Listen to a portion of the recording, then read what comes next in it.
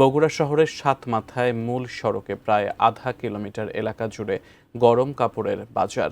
সেখান থেকে বিস্তারিত জানিয়েছেন আমাদের উত্তরাঞ্চলীয় ব্যুরো প্রধান চপল সাহা। ধন্যবাদ। বগুড়ার উপর দিয়ে বয়ে যাচ্ছে মাঝারি শৈত্যপ্রবাহ। কয়েকদিন আগে তীব্র শৈত্যপ্রবাহ ছিল। তবে আমরা যা দেখতে পাচ্ছি সেটা হলো আগে হকার্স মার্কেটে গরম কাপড় বিক্রি হতো, কিন্তু এই শীতের মধ্যে আমরা দেখতে পাচ্ছি হকার্স মার্কেট ছেড়ে প্রায় অর্ধ কিলোমিটার এলাকা জুড়ে বিক্রি হচ্ছে গরম কাপড়, এবং সেখানে কিন্তু ক্রেতার সংখ্যা একেবারে কম নয়। যেহেতু ক্রেতার সংখ্যা বেশি, সেই কারণে হকার্স মার্কেট থেকে বের হয়ে এসে প্রায় এই শতাধিক দোকান গরম কাপড়, এবং সেখানে কিন্তু ক্রেতার সংখ্যা একেবারে কম নয়। যেহেতু ক্রেতার সংখ্যা বেশি, সেই কারণে হকার্স মার্কেট থেকে বের হয়ে এসে প্রায় এই শতাধিক দোকান বসে গেছে সাতমাথা থেকে শুরু করে নবাববাড়ি সড়ক পর্যন্ত।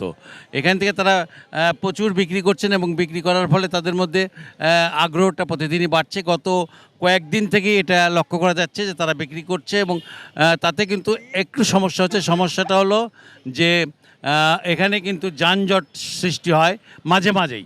তবে এই মুহূর্তে যানজট নেই, আর এটা চলে রাত 10টা অবধি। কখনো কখনো 10 থেকে 11 ডিগ্রি সেলসিয়াস।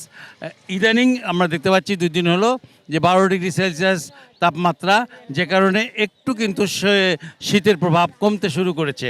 এখানে দেখতে পাচ্ছেন যে নতুন পুরাতন সব ধরনের কাপড়ই বিক্রি হচ্ছে, এবং এই কাপড়গুলো কিন্তু মোটামুটিভাবে বলতে পারেন যে তাদের ক্রেতাদের হাতের নাগালে, এবং ক্রেতাদের হাতের নাগালে হওয়ার জন্য ক্রেতারা এখানে খুব সহজে আকৃষ্ট হচ্ছেন এবং আসছেন এবং কিনে নিয়ে যাচ্ছেন।